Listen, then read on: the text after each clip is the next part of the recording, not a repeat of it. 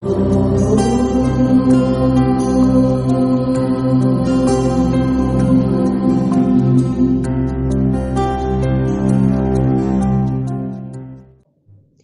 Shri Krishna, friends.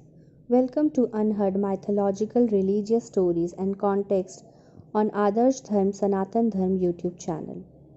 Today's story has been taken from the Mahabharata period in which Maharaj Pandu, who died, and after the death, how his soul did not got the satisfaction, because of which he was very sad.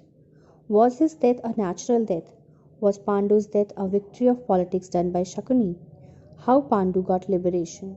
This is a story where we will visit that pilgrimage place which was established by the Pandavas on the suggestion of God Krishna. We will also now know that where this place is situated now. Before we answer these questions and start the story, I request you all to kindly like and subscribe our channel for more updates. Those who are interested in reading these stories, the episodes are available on our website www.samajikgyan.com. You can read by visiting the Adarsh Dharm page of this website. Kindly share the link with your friends and family too. So let's start the story. As you know that Pandu was younger than his half-brother Dhritarashtra, but Pandu was designated as the king due to Dhritarashtra being blind. Pandu decided to go on a Digvijay Yatra on the suggestion of king of Gandhar, Shakuni, on the same time as he became a king. Pandu recommended his Taushri Bhishma to stay in Hastinapur on the suggestion of Shakuni. Pandu set out for Digvijay with his army. If a king comes out with a resolution to do Digvijay, then there are only two consequences. Either he attains King Digvijay or he gets death heroism while fighting with other kingdom. There is no middle path left to him. If the king return back from the middle of the path before the compliance of Digvijay, then Mata Chandi curses him, and this is the authentic truth. The king has to be banished from the kingdom or he dies prematurely due to the curse of Mother Chandi. Despite being the elder brother, angry Gandhar Naresh Shakuni, who did not make Dhritarashtra the king, went on to make his first diplomatic move here to make his sister the queen. In fact, Shakuni, who was a critic of blind Dhritarashtra's marriage to Gandhari, which was actually a forced marriage with a blind man.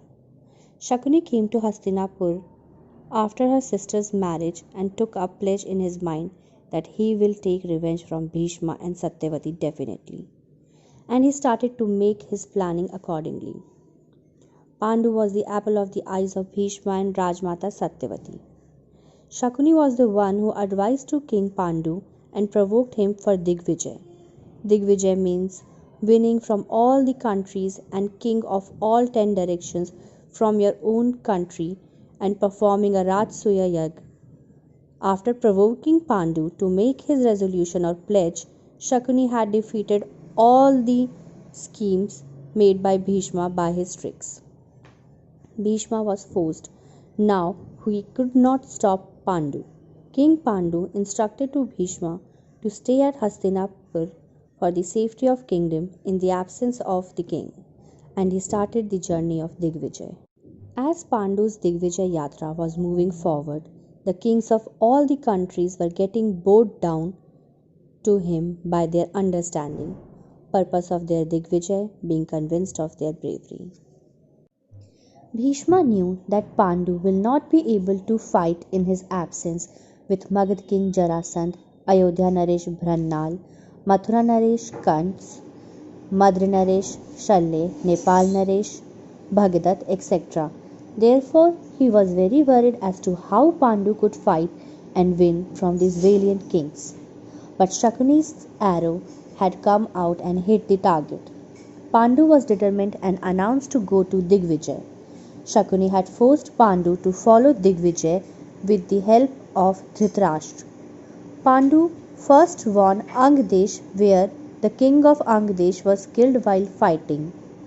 Excited by the first victory, the first kingdom which was he won, he gifted to his elder brother as a gift of victory. In this way, the Ang country was thus near Dhritarashtra, and which he regifted to his son Duryodhan, who was studying in Gurukul.